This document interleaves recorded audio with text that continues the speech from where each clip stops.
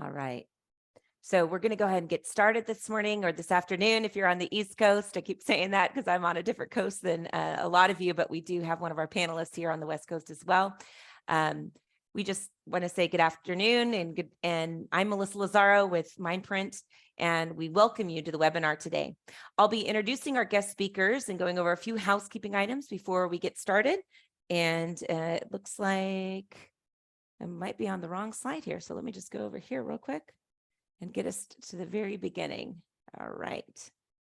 Okay. So today's webinar is going to be recorded. You'll receive a follow-up email with the recording and any links or resources that are shared. All attendees have been muted just to limit distractions, and all questions are going to be answered in the Q&A. We have Vicki Algieri, who's our Senior Director of Learning, that's going to be fielding all the questions today.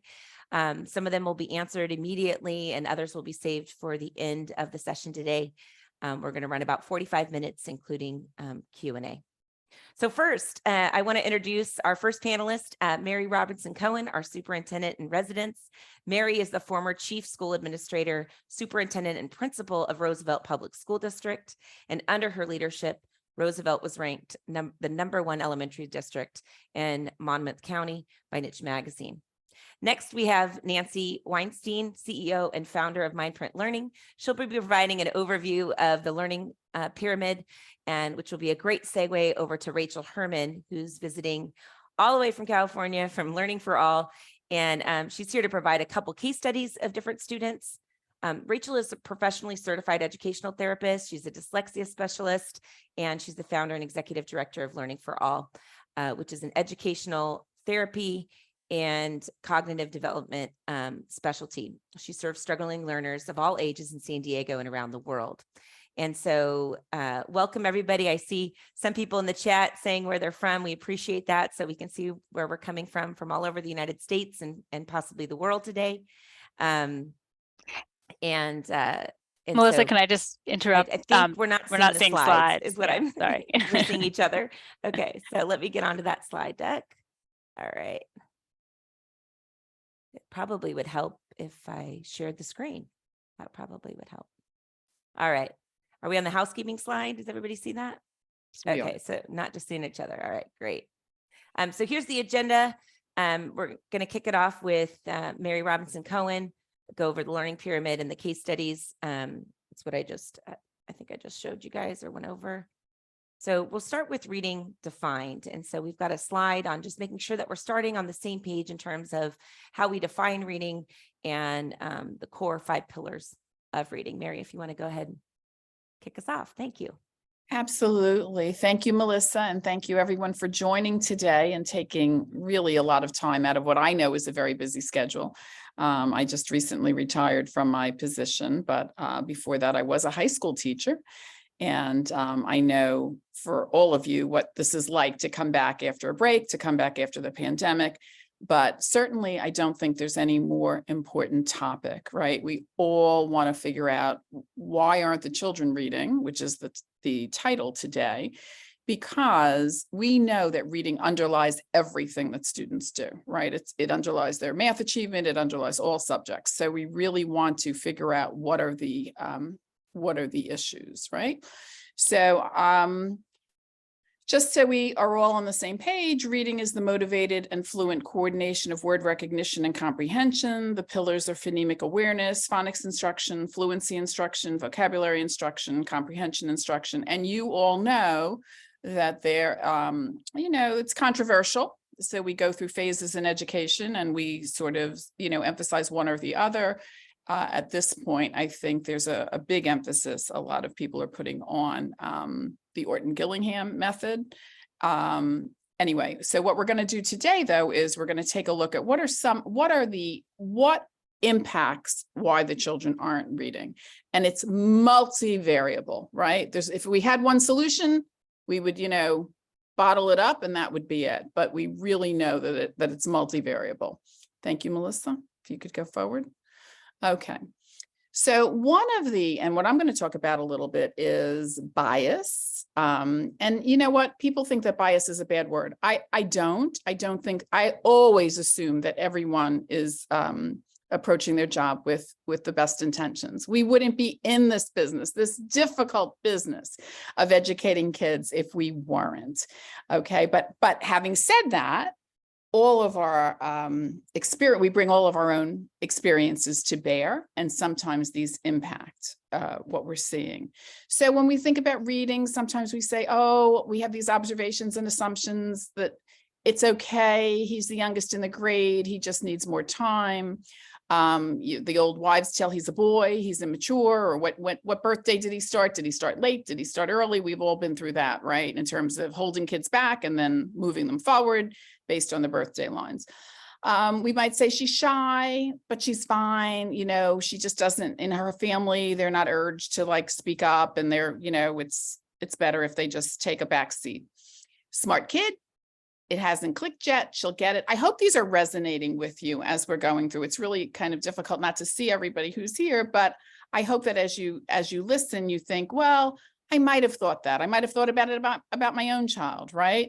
I might have thought, and by the way, I think I'm just going to say, when we talk about our own children, I always start by saying that I'm driven. My mission is that I want for all children what I wanted for my own children when they were being educated, right? And they had a fabulous education, and I want to be sure that every child has that opportunity.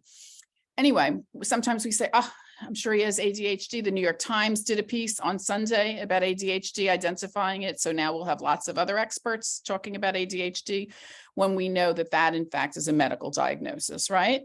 Okay, so sometimes we say, oh, the parents aren't reading at home. And we know as teachers, we don't like to blame the parents, but sometimes we're like, oh, please, why don't they do more at home? ELL, English language learner, it'll take more time. Maybe they're thinking in another language or speaking another language at home. And of course, everybody is talking about COVID and the missed class, right? Because we know the NAEP studies have been released, and we know that we are really behind in terms of our progress. Not an excuse, though. We really have to close these gaps and fill in the gaps, right? Okay, Melissa, thank you. Where do these assumptions come from, right? They come from our past experiences. We look at a child, and we do as teachers, we know, we say, oh, either we taught his brothers and sisters, so we know something about the family, or so-and-so reminds me just of that other student that I had, and I'm going to try to, and it's not wrong. We try to bring to the table what we use, what we know, right? So we bring our own learning, our own past experiences and some of them are rooted in best practices, right? These are not negative. So we have to be careful when we think about bias, right? Melissa, please.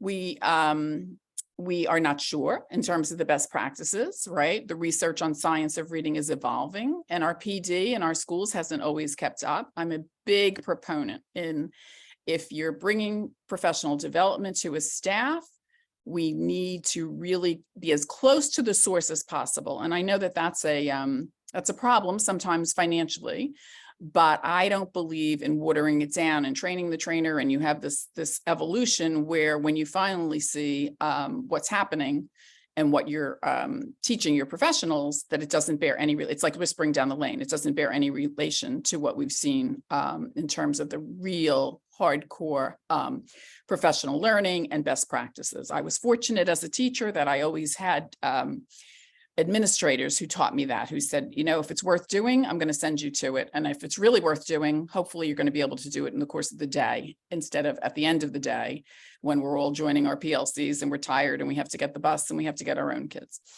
Anyway, observed behavior can have multiple root causes, right? So it's not just one quick fix. And adults and children's behavior changes because of technology. So these are some of our assumptions that we get into, but really underlying all of these is we need to really check ourselves and say, is something, am I being influenced? Instead of looking at the data that's in front of me, because certainly, as we know, we are data driven in schools. That's the only thing really that matters. Go forward, please. And there we go. Data drives. If you can go back to the last, slide. Data should drive, not should. Data must drive the decisions, right? Data has to. Otherwise, we're really shooting in the dark. We have good intentions. but it may not fit the child that we see in front of us. So we've spent a lot of time in the past couple of years, you can go forward. We spent a lot of time in the past couple of years looking at the academic achievement data. And I know as teachers, we're overdone with all the, actually COVID gave us a little break because we were all in all of our states. We were looking at the academic achievement and we were data driven. And sometimes it really actually had a negative effect on our own personal careers because we were tied to this data. And I think most of the states have backed off in that category at this point, but that's not to say that that academic achievement isn't very important. We know when we're talking about reading, early intervention is absolutely critical, right? We know in schools, and honestly, as I shared with you, I was a high school teacher. So when I led a school that was an elementary school, I really had to go and learn how do children learn to read? How can I observe my teachers? Do I know if they're doing a good job in terms of teaching reading? And and believe me, I have the utmost respect for the teachers of young children who really take these children at a time when their brains are as we say here, malleable, and the neural connections are forming. And teachers really, and I always say that to teachers, I always say, you know what? I used to say to my own children's teachers when they taught them as young children, that it's just amazing to watch what you're doing. So I do salute you. But I took a class. I did take a long-term class in the Orton-Gillingham method so that I would understand what teaching reading looked like. If you could go forward. All right, so and go forward again, please. So when we look at the whole child, right? So we have this academic data, right? And we know that we're looking at when teachers are evaluating reading, they're looking at rapid naming, nonsense words, oral fluency, words per minute, reading comprehensions. Everybody uses different tests to derive that information. And as well, we use formative assessments and informal assessments and summative assessments to really gather that academic data. More recently, we have started to look at the social and emotional data, right? That wasn't always so. I do say, and here's where I salute our special education teachers and our child study team members, because they've always worked in terms of fusing the academic data with the social and emotional data, right? So, and they haven't always gotten the props that they deserve for that, but they certainly have always, and as a school leader, I relied on those teams to help me triangulate or to mix those two data sets, right? To understand what's the motivation, what might be going on, is there effort, is there frustration, what's the mindset? What's going on at home? Is there reading at home? Certainly reading at home has been it's been a little controversial. I was very influenced by the work that Richard Rothstein did on reading and what happens in a child's background. Pedro Noguera has countered that a little bit because I think he thought that Rothstein's data allowed schools to take their foot off the gas and say, oh, well, it's what's going on at home. So we know that all of these things are important. So here's what we're going to talk about a little bit about today, right? There's a third piece, and wouldn't we want to have all of the data, right? And the third piece is cognitive data. What helps children learn best, right? And I know that Nancy Weinstein's going to talk a little bit about that in a second, but we now have these three important data sets. Why wouldn't we use everything we know? In my own work, I did use cognitive data, not in the reading arena, but I used it actually, I used it as a gifted screener because I found that I could then cut through and I could look at equity issues in terms of when I looked at screening for gifted, because I knew that my equity issues were based on implicit bias. I knew that there were issues in teachers making assumptions, as I said, always assume good assumptions, but making assumptions about a child that weren't always so, that they were implicit bias. So I needed a really data-driven best practice to be able to use my screening in the gifted arena. But certainly we're going to talk about it today in terms of how we can use it for reading. And I am at this point going to turn it over to Nancy, who explains it best.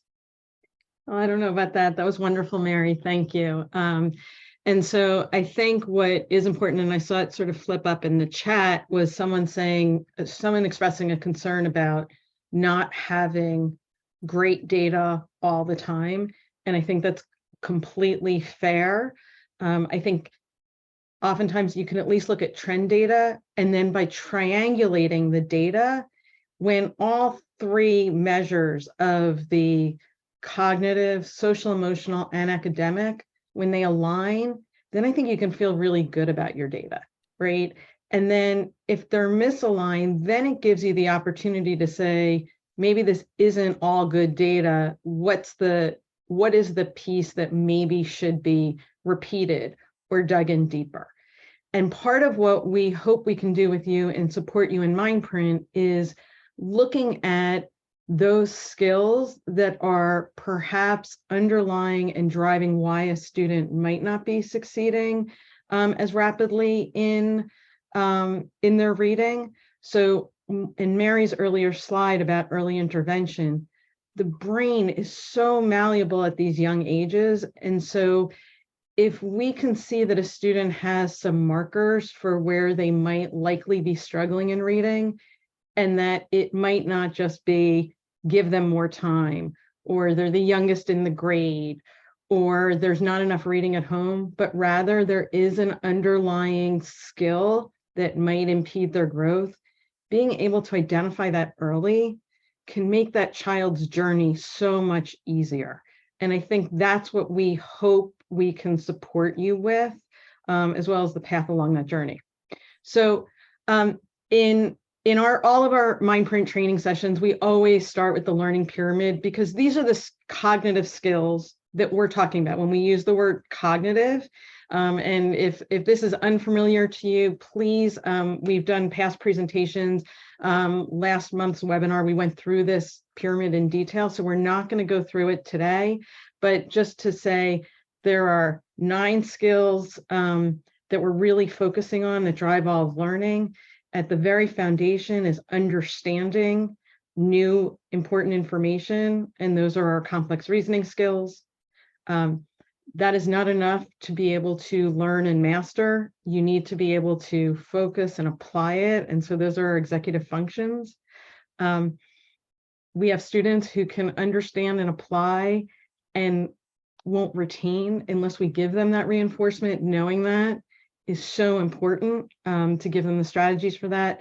And then finally, when we want to go to deeper learning and really and problem solving, there's this skill, flexible thinking, that crosses between the executive function and complex reasoning domains. And that's really where you do your creative problem solving. So that was a past lesson. We're happy to go through it deeper, but now we're going to talk specifically about reading today, and really just highlighting the parts of the pyramid that are most specific to identifying which students do need a little bit more intervention with a more specific program, versus maybe there are students that just need more time, and they are the youngest in their grade, and we want to give them that time without feeling rushed. But we also want to be able to identify the markers that might suggest it's not just going to be time that's going to solve this challenge, and we need to really dig in deeper and make sure we're supporting that student early, when the brain is the most malleable, right? So I'm just highlighting, it's not to say that all these skills are not important, and most of the pyramid is highlighted. Reading is fundamental, but I'm just going to quickly try and go through the skills that we see can be the biggest impact. And if you see a lower skill in a Mindprint profile, that might be where you want to dig in. So the first is verbal reasoning. That's that skill that basically enables you to connect words and make meaning of them. And if you see a student with lower verbal reasoning, they're probably going to struggle a little bit with reading comprehension, right? If they can't do short analogies, then doing long sentences and long paragraphs and tying ideas together is going to be a challenge, and they might need structured reading intervention. But I also want to take this opportunity to dispel a myth that if you see a student with strong verbal reasoning, that they might not have a reading challenge. And that's not true. And I know Rachel will go into it more, but you can have strong verbal reasoning and understand ideas and still struggle with reading fluency. And those are students that worry me because they're often missed because people think they can't have a reading challenge because they are so bright. And that's really, you want to understand that that's not the only skill that you can look at and say, this is fine, so everything's fine. And we just need to give more time. The next set of skills are executive function skills. Executive functions and reading challenges are often, first of all, in some students, they happen together, so they're overlapping. And sometimes what looks like a challenge with attention and executive functions is really a reading challenge. So you need to be careful.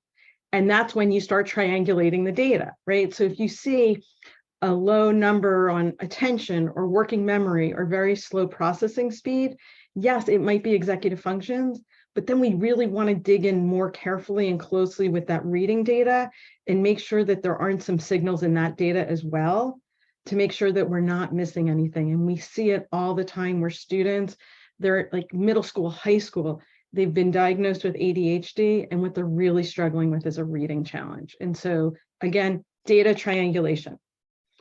And then at the top of, not the top, but the top we're going to discuss today are our memory skills. So the reason what we see oftentimes is that there is a pattern in students who will have a diagnosis for a reading challenge. And what you'll commonly see is not that they necessarily have a weak memory skill, but you'll see this differential between visual memory and verbal memory. So your ability to remember pictures, and I want to specify pictures here, right, versus your ability to remember words.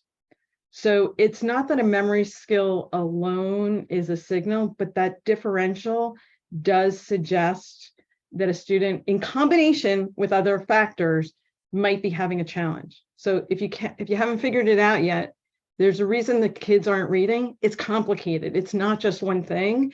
And so you really do need to have multi sources of data and triangulate them and have someone really bright and capable like a Mary or a Rachel to sort of help you solve those problems. But the one factor to look at is you see sometimes some of our brightest students have this really strong differential between very, very high visual memory and maybe average or below average verbal memory. Those are students who memorize their way through it and they fool us. And we think that they're reading and really they don't have the phonological awareness and they've memorized words and they're missed by the system. And again, I want to give that flag and then hand it over to Rachel to make everything that I'm saying that's kind of a little bit abstract and put it into really specific examples of where she's seen it in students and how to support them. Thanks, Nancy. Thank you so much. It's such a privilege to be here. And as an educational therapist in clinical practice, this whole idea of identifying all of the areas of need of a learner and developing a plan that's specific to all of those areas of need is my world. And so it's exciting to be able to be on a panel with educators who want to be able to bring that data and those ideas and make them more accessible to teachers in a classroom setting. And I think there's so much power to be had there. So I want to share a couple of case studies. And as Nancy said, no matter when we get a learner, at what age or what process or even what profile a learner comes to us with presenting concerns, we're always going to check that reading data, because oftentimes, especially in older learners who have developed coping skills to kind of get through their school process, those coping skills can often mask a reading deficit. And so so it's really important, as we've been discussing, to look at the whole learner. And so we're going to look at two different case studies today. Both of these are older learners. So just one more connection to what we've been talking about in terms of early intervention and early identification. That absolutely is the gold standard. Those of us who come from, the science of reading community and the structured literacy community are pushing for universal screening in K-2 for reading for all students, because when we can identify those factors early on that are impacting challenges with reading, we can oftentimes keep learners out of special education. We can oftentimes have, a much more efficient process to remediate those learners. Oftentimes when we get learners in our clinic, it's third grade and above. Because especially in our bright learners, and this is why the cognitive data is so important, because we can see these really strong cognitive skills. Those learners are the ones who develop the best coping, mask their reading skills most effectively, and are the latest to be identified. And so we often get learners, our most common profile for dyslexia is to get a learner either in the 3rd or 4th grade who has been able to memorize words up until kind of that end of 2nd grade. In 3rd grade, we're kind of transitioning from teaching reading to depending on reading for learning. So we're not learning to read anymore. It's said we're now reading to learn. But our learners who are struggling readers are not able to do that. They're not able to learn from the text if they're not effective and fluent readers. And so we're going to look at a couple of case studies today of older learners who were missed in the system for a long time. And this really ties into what Mary was talking about, those biases and how those biases and assumptions impact learners down the road in their process and oftentimes prevent them from getting the intervention that they need.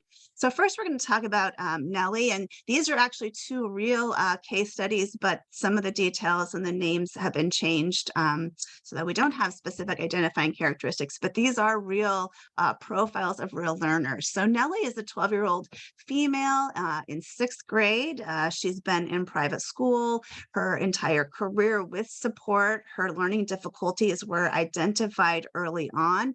And in this particular learner, because of her sensory processing disorder and because of apraxia, which is difficulty with speech and motor control of the mouth, her learning challenges were very obvious, and especially her very slow processing speed. So it showed up for her not only in mental processing functions, but also in her motor processing. And so it was very obvious. A lot of learners who have slow processing speed don't have that motor component. And so it's much harder to identify. But this learner did have that. And with the sensory processing, struggles with balance and some other things that were more evident, physically evident, but a history of reading difficulties. So that's kind of the profile. First, I want to look at the academic data because that is what we tend to have a lot of in schools. We have a lot of academic data. We have a lot of, percentile scores. We have, longitudinal data for, a student, standardized testing year over year. So we can see trajectories and we can see trends in the academic data. But the academic data is limited with respect to the fact that it only gives us a picture of the student's ability for specific skills. It doesn't tell us the why. So if a learner's percentages are low or they're struggling in some way, we can see that clearly in the academic data. We can see the trend. But if that's the only piece we're looking at, we don't know why that student is struggling. And that's where the cognitive data and the social emotional data becomes so vital because they help reveal the why of that learner's challenges. So let's look at the academic profile for this student specific to reading. Nonsense word reading score was at 30%. Any learner in 2nd grade and above, we are at 2nd grade and above, we want them to be at 80% for those nonsense words. 3rd grade and above, 90% for those nonsense words. So that's significantly below.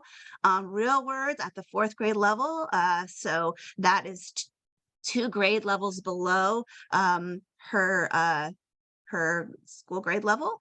And these are real words without context. So identifying, just recognizing real words. Some are decodable, some are not in a traditional way. Then we looked at an oral reading fluency score, 71 words per minute with 80% accuracy. So that's in the intensive intervention range, or what we used to call well below benchmark, in both the reading speed and in accuracy. And those are the two components of fluency. We have to have a requisite reading speed along with a requisite amount of accuracy in order for us to be able to achieve fluent reading and therefore comprehension. So spelling at a 3.9 grade level. So that's the academic data. That would suggest significant delays. When we go over to the cognitive data, though, and we used Mindprint to gather this data, we'll look at that slide in just a second.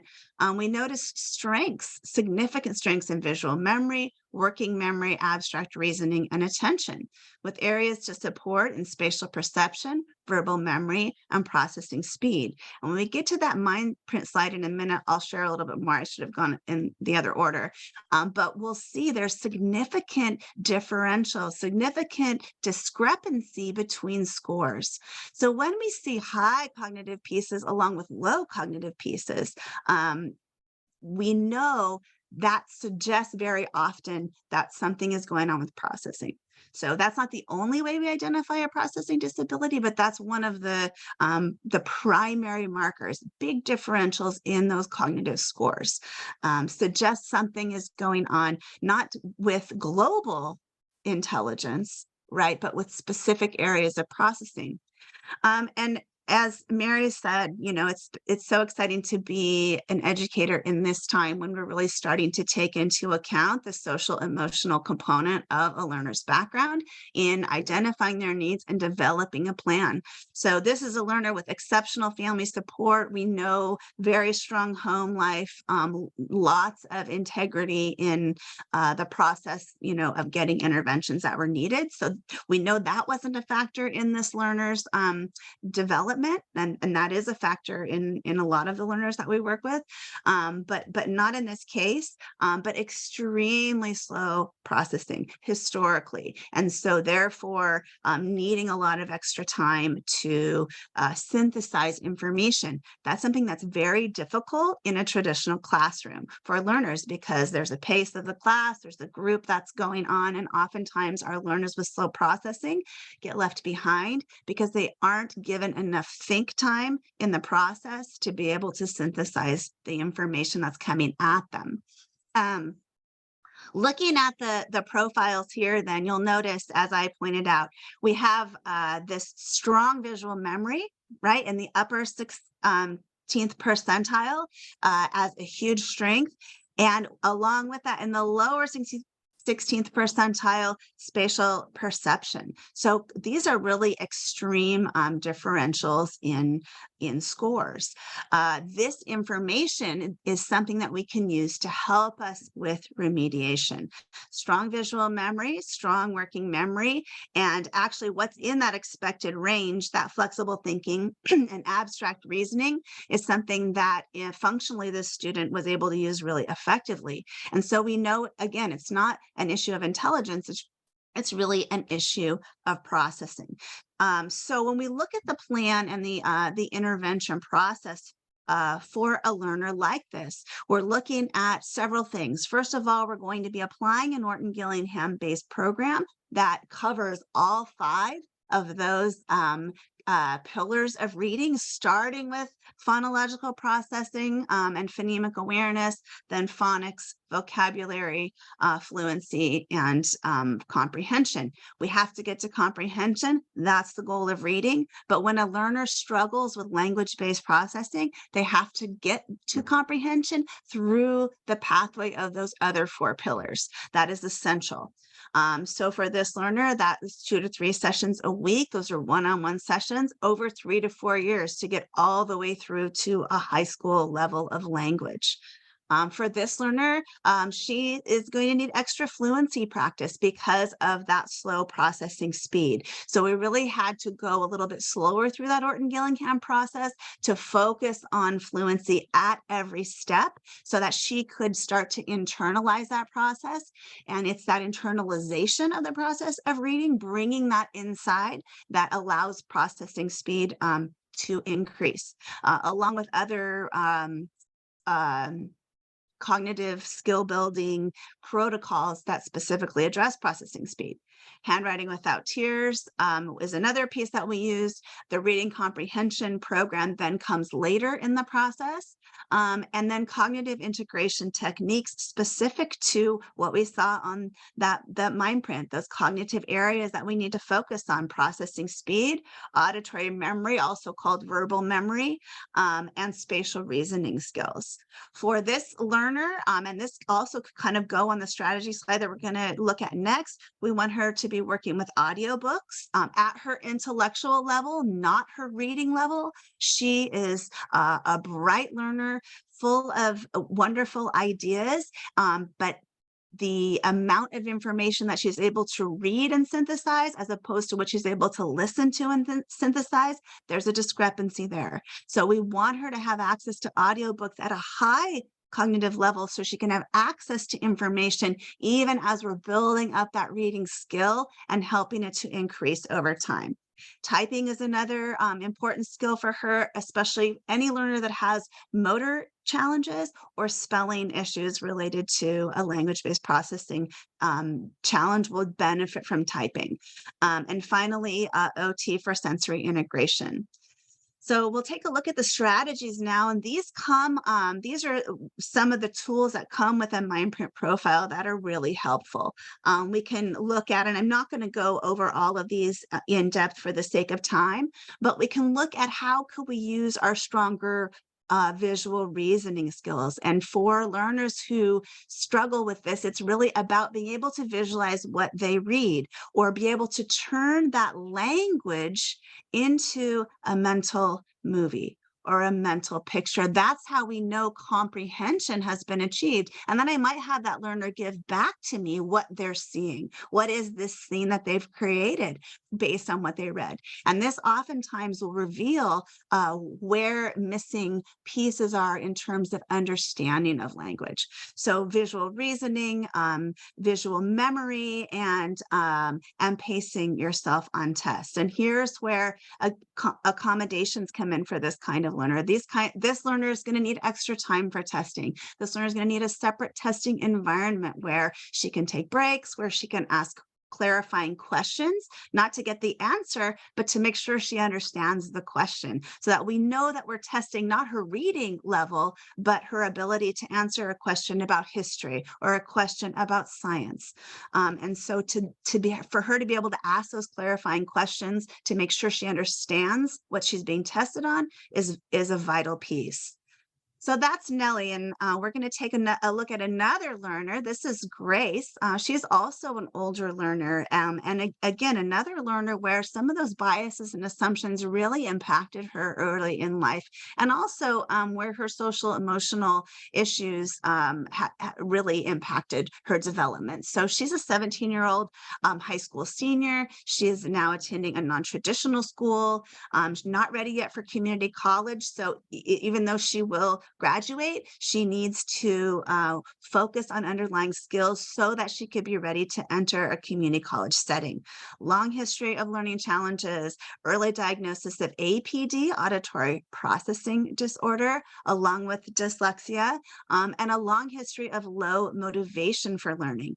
We can look to some of the social emotional pieces of this data for those antecedents. In foster care until 4th grade, but then adopted by a family who had placed a very high value on education, athletic, but as a part of a friend group and a culture at school who does not place a high value on education. This is a learner that has kind of been caught in the middle for a lot of her academic career, between her social and cultural group and between her family setting, her adoptive family setting, which was, of course, a later part of her life. If we look at the academic data, lower than Nellie, nonsense words at 15% reading at a 4th grade level, but as a 17-year-old, extremely low oral reading fluency. And this was only an 8th grade passage as opposed to, a 12th grade passage. Poor vocabulary and writing skills and poor executive functioning. So Nancy talked a little bit about executive functioning and poor executive functioning. We get a lot of families who come to us with middle and high school students that want us to work on executive functioning. But what parents often don't realize is those executive functioning challenges in middle and high school have an antecedent in a specific learning disability, in a processing disability. And so unless we remediate that, we're going working on executive functioning, planning, organization, prioritization, time management is really just putting a Band-Aid on the problem. If our learner's not reading, right, fluently, we can't work on executive function until we work on those foundational pieces, because all their cognitive energy is going toward reading. So when we look at this learner's mind print profile, we see that there's nothing in the upper 16th percentile and only one piece that's in that high expected range. So again, we're looking at relative strengths. The relative strengths of this learner, her strong areas compared to her areas of challenge would be strengths in attention, working memory, and verbal reasoning, her low skills being that visual motor speed, which is also a processing speed indicator, and especially for this learner, we saw that, flexible thinking, and abstract reasoning. So whereas in our previous learner, we were really able to use those reasoning skills to support the other areas of challenge, in this learner, we actually see that it's the reasoning skills that are weak and are holding this learner back. So even though we're going to be working on specific reading interventions, we're going to have to work a lot more on comprehension with this learner because of the difficulties with abstract reasoning and flexible thinking.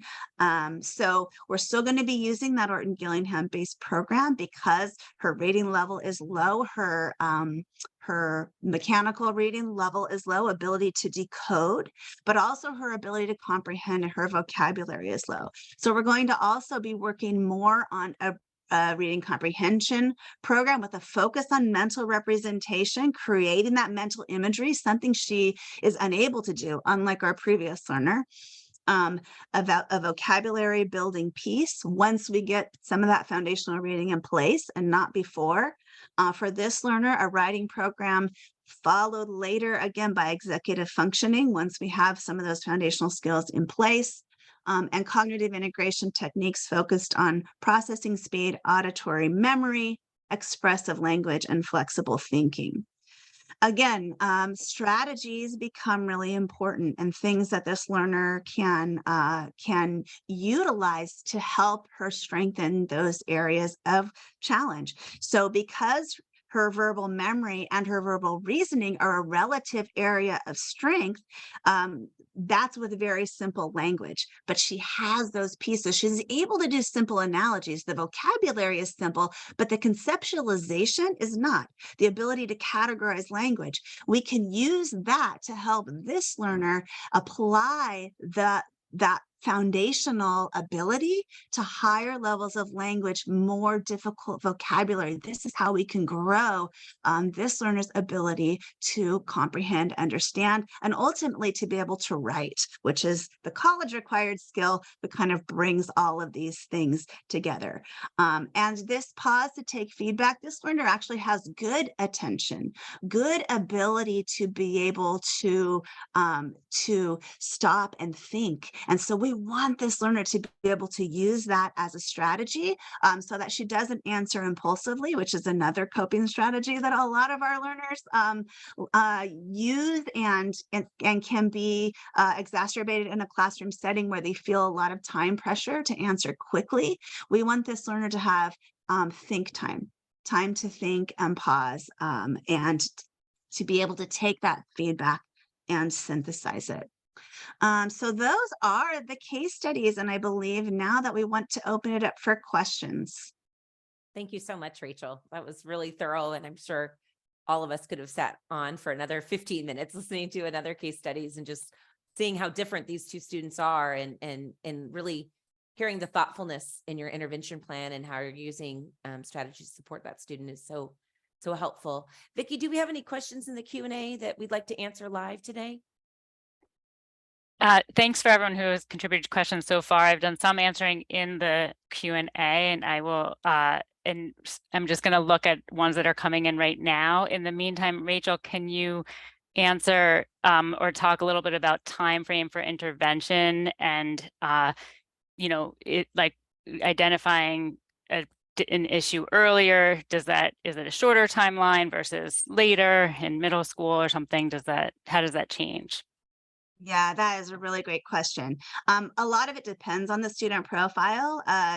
If we're talking about the most common reason that a learner would have difficulty with reading, that profile is the dyslexia profile. It's not the only reason. There are other potential profiles that will struggle with reading, but it's the most common one that we see. So dyslexia occurs on a spectrum from mild to severe. So that definitely impacts the amount and time of intervention, depending on kind of where the learner is on that spectrum. Also, if there are comorbid conditions, so dyslexia plus ADHD, dyslexia plus an auditory processing disorder, or dyscalculia, or that more of one of those comprehension-based issues will also impact time in therapy. That said, generally speaking, the younger we get a learner, the faster we're able to remediate that learner through the process, and the more quickly they're able to kind of enter back into the general ed classroom and be able to start to synthesize that information, become an independent learner in the general ed classroom, because that really is the goal.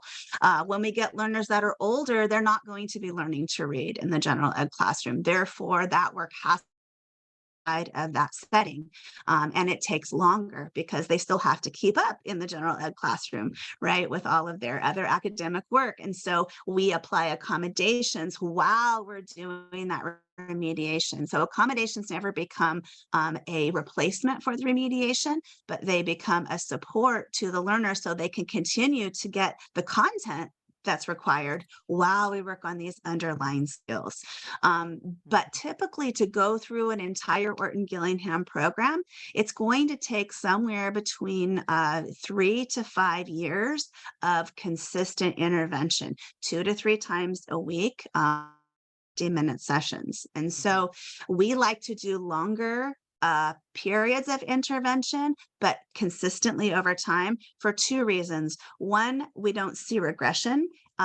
Whereas if we front load a bunch of this therapy into a year or something, a couple years down the road, we're seeing that learner has not been able to maintain the level of their skills.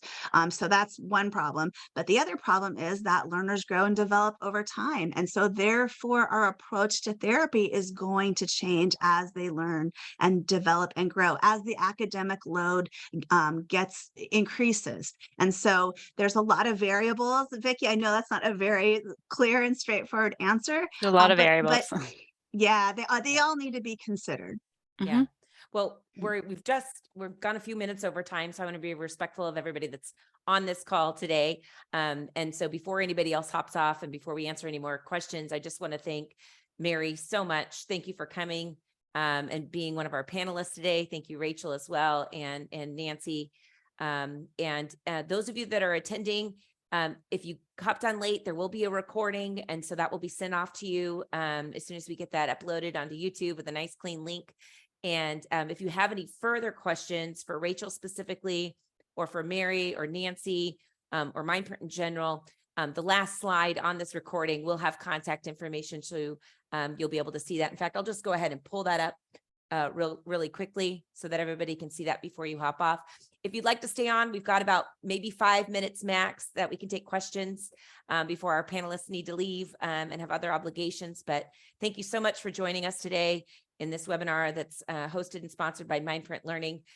We hope that what we've brought to the table is a new perspective, a fresh perspective on how we're looking at challenging students who are challenged with reading, and shed some insightful new perspective on that. Mary, Rachel, if you have any other further comments before we hop into a couple other questions. No, I want to thank everybody for joining today. And of course, and working with Rachel has been a great experience. Of course, those of us in schools know that the children are not always as severe, right? But I would underline, just as you said, that the sooner they get assistance, the better the intervention. Yeah. Thank you, Mary. Thank you.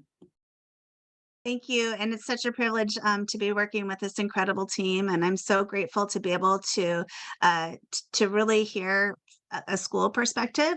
That's not my setting, but I love to be able to think about how we can better equip teachers to be able to do these processes in the classroom and just have more understanding of their learners. Because every teacher that I've ever met wants to help their students Right. with everything that they have.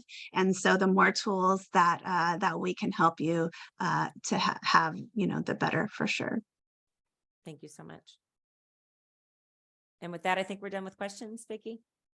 Yeah, well, one quick one to clarify, the strategies page that I linked to is our bank of strategies, and they're learning strategies for students to help them learn more efficiently and effectively. And in the MindPrint profiles, students have personalized recommendations that sort of can connect that student to a specific bunch of strategies. So what Rachel was showing is strategies that are really best fit for that student based on their MindPrint profile.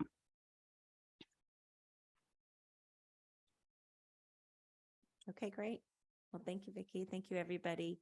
And we hope to see you next month. Next month, our focus will be on math and how to support all learners with math. So we hope you can join us. If you registered for today, you'll receive that link as well as part of the follow-up. Thank you all and have a great week. Thanks so much.